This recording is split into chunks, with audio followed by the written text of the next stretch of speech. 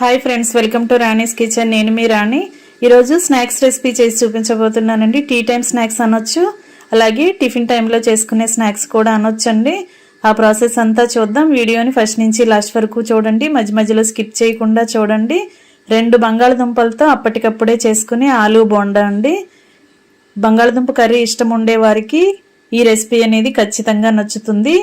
మీరు కూడా ట్రై చేసి ఫ్యామిలీకి సర్వ్ చేసి పెట్టండి. అలాగే ఛానల్ని ఫస్ట్ టైం వాచ్ చేసిన వారు సబ్స్క్రైబ్ చేసుకుని పక్కనే ఉన్న బెల్ బటన్ని క్లిక్ చేయండి. నేను పెట్టబోయే రెసిపీస్ అన్నీ చూడండి. అలాగే వాటిలో మీకు నచ్చిన రెసిపీని కుక్ చేసి ఫ్యామిలీకి సర్వ్ చేయండి.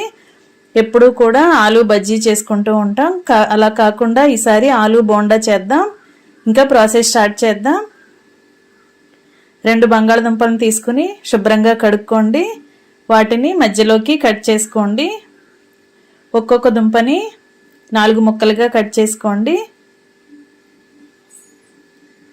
ఇలా నేను చూపించే విధంగా నిలువుగా మాత్రమే కట్ చేసుకోండి. ఇదే విధంగా రెండో దుంపను కూడా కట్ చేసుకుని ఆ ముక్కలన్నీ కూడా గిన్నెలోకి వేసుకుందాం. ఇలా ముక్కలు కరెక్ట్గా పెట్టుకుని దానిలోకి ఒక 1/2 గ్లాస్ వాటర్ పోసుకోండి.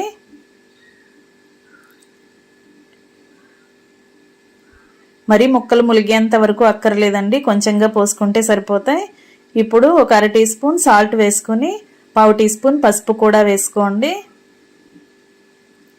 ఇవి 2 కూడా వాటర్లో కలిసేంత వరకు బాగా కలుపుకొని గిన్నెకి మూత పెట్టుకుని కుక్కర్లో పెట్టి 3 విజిల్స్ వచ్చేంత వరకు ఉడికించండి. ఉడికిన తర్వాత చూద్దాం. ఇలా ఉడికేయండి. ఉడికిన తర్వాత దానిలో ఉన్న వాటర్ ఏమైనా ఉంటే వాటర్ అన్నీ కూడా తీసేసుకుని దుంపలకి పైన పీల్ ఓపెన్ చేద్దాం. దానిపైన స్కిన్ ఓపెన్ చేసేసి ముక్కల్ని మాత్రమే తీసుకోండి. ఫ్రెండ్స్, ఛానల్ని ఫస్ట్ టైం వాచ్ చేసిన వారు సబ్స్క్రైబ్ చేసుకోవటం మాత్రం మర్చిపోకండి. పక్కనే ఉన్న బెల్ ఐకాన్ని కూడా టచ్ చేయండి. నేను పెట్టబోయే రెసిపీస్ అన్నీ చూడండి. ఇప్పుడు పైన స్కిన్ ఓపెన్ చేసుకున్న దుంపల్ని అలా పప్పు గుత్తితో మ్యాష్ చేసుకోండి. దుంపల్లో ముక్కలు అనేవి ఏమీ ఉండకూడదండి, పలుకులు అనేవి ఏమీ లేకుండా ఇలా పప్పు గుత్తితో కానీ స్పూన్తో కానీ బాగా మెత్తగా మ్యాష్ చేసుకుని ముద్దలాగా చేసుకోండి. అదంతా కూడా పక్కన పెట్టుకుని రెడీగా పెట్టుకోండి. ఇప్పుడు కుకింగ్ స్టార్ట్ చేద్దాం. స్టవ్ ఆన్ చేసి కళాయి పెట్టుకుని 2 టేబుల్ స్పూన్లు ఆయిల్ పోసుకోండి.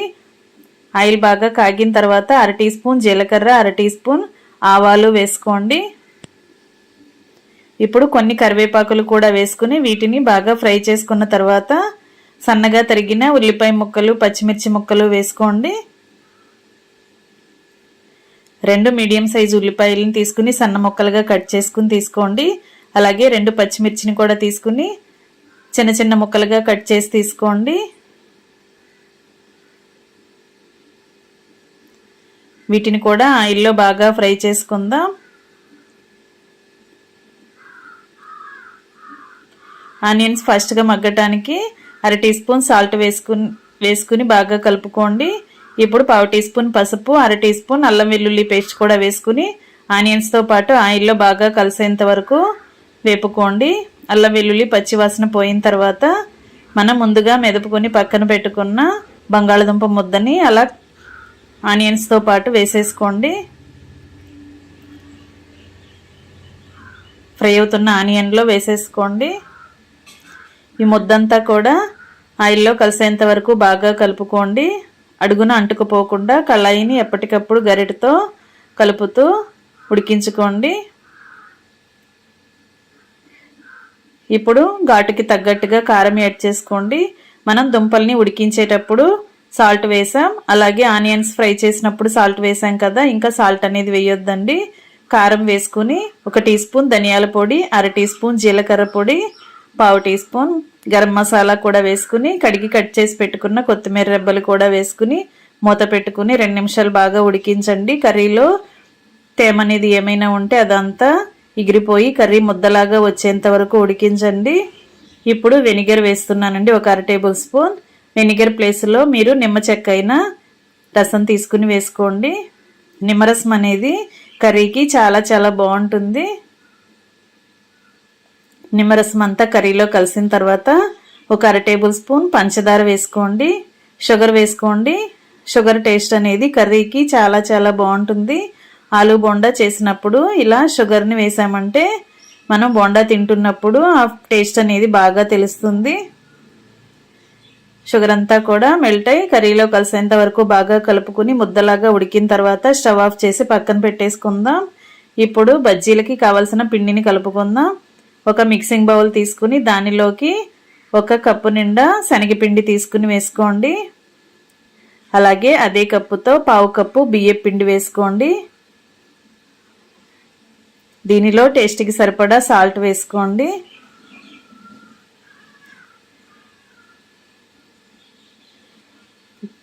ఒక 1/2 టేబుల్ స్పూన్ కారం వేసుకోండి.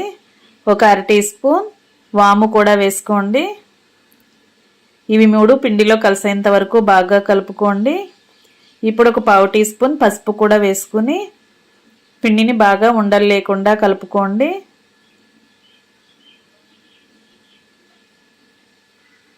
పిండిని ఒకసారి బాగా కలుపుకున్న తర్వాత ఒక టీ గ్లాస్ వాటర్ తీసుకోండి.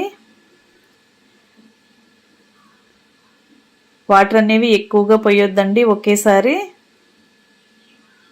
చిన్న గ్లాస్తో మాత్రమే వాటర్ తీసి పక్కన పెట్టుకోండి. కొంచెం కొంచెంగా కలుపుకుంటూ పిండిని బజ్జీల పిండి కన్నా కొంచెం గట్టిగానే కలుపుకోండి. మరీ జారుగా ఉండకూడదు, అలా అని మరీ గట్టిగా ముద్దలాగా కూడా ఉండకూడదండి. కొంచెం పలచగా కలుపుకుంటే సరిపోతుంది. అవసరానికి తగ్గట్టుగా మాత్రమే వాటర్ని కొంచెం కొంచెంగా యాడ్ చేసుకుంటూ పిండిని ఉండలు లేకుండా కలుపుకోండి. ఇప్పుడు ఒక 1/2 టీ స్పూన్ వంట సోడా కూడా వేసుకుని చిటికెడు వాటర్ పోసుకుని వంట సోడాని పిండిలో కలిసేంత వరకు బాగా కలుపుకోండి. పిండి కలుపుతున్నప్పుడు స్టవ్ ఆన్ చేసి కళాయిని స్టవ్ మీద పెట్టుకుని డీప్ ఫ్రైకి సరిపడా ఆయిల్ పోసుకోండి. ఆయిల్ కాగుతూ ఉంటుంది కదా, కాగుతున్న ఆయిల్ నుండి 1 టేబుల్ స్పూన్ ఆయిల్ని పిండిలో కలుపుకోండి. ఆ క్లిప్పింగ్ మిస్ అయిందండి, మీరు కలుపుకోండి. ఆయిల్ని కూడా పిండిలో బాగా కలుపుకున్న తర్వాత పిండిని బాగా కలిపి పక్కన పెట్టేసుకున్న తర్వాత ముందుగా రెడీ చేసి పెట్టుకున్న కర్రీ కూడా చల్లారింది కదా, ఇప్పుడు దానిలో నుండి కొంచెం కొంచెంగా కర్రీని తీసుకుని చిన్న చిన్న బాల్స్ లాగా చేసుకుని ప్లేట్లో పెట్టుకోండి.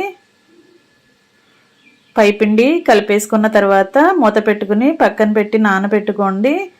మనం కర్రీ బాల్స్ని చేసుకునేంతసేపు శనగపిండి అనేది నానితే సరిపోతుందండి. మరి ఎక్కువసేపు నానిందంటే పిండి అనేది కండ్రగా వచ్చేసింది, స్మెల్ అనేది, టేస్ట్ అనేది పాడైపోతుంది.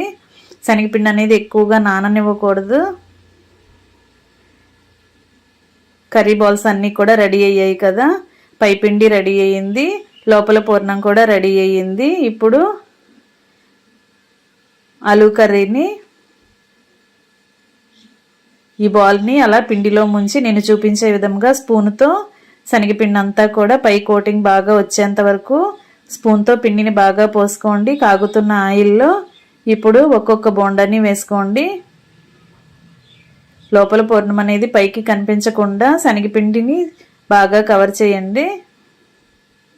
చేత్తో అయినా వేసుకోవచ్చండి, కానీ మన చేతులు పెట్టినప్పుడు చేతి వేళ్ల నుంచి అంచుల నుంచి పిండి అనేది ఆయిల్లోకి కారుతూ ఉంటుంది. అప్పుడు బోండాకి ఎక్కువగా పలుకులు అనేవి ఎక్కువగా అంటుకుంటూ ఉంటాయి. అలా కాకుండా స్పూన్తో వేసుకున్నట్లయితే బోండా షేప్ అనేది రౌండ్గా వస్తుంది. ఇదే విధంగా ఆయిల్కి పట్టినన్ని వేసుకుని బాగా ఫ్రై చేసుకోండి. గరిటతో అటు ఇటు టర్న్ చేసుకుంటూ ఫ్రై చేసుకోండి. ఇలా క్రిస్పీగా అయ్యేంత వరకు ఫ్రై అయిన తర్వాత వాటిని ఆయిల్ నుండి తీసుకోండి. ఆయిల్ అంతా కిందకు వచ్చేసిన తర్వాత ప్లేట్లో పెట్టుకుందాం. ఇలా రౌండ్ షేప్లో వచ్చాయి చూసారండి. స్పూన్తో మనం వేసినప్పుడే ఇలా కరెక్ట్గా షేప్గా వస్తాయి, అందుకే స్పూన్తో వేసుకోండి. మీరు కూడా ఆయిల్ నుండి తీసేసిన తర్వాత ప్లేట్లో పెట్టుకోండి. ఇదే విధంగా మిగిలిన కర్రీ బాల్స్ని కూడా ఇదే విధంగా ఆయిల్లో వేసుకుని కరెక్ట్గా డీప్ ఫ్రై చేసుకోండి.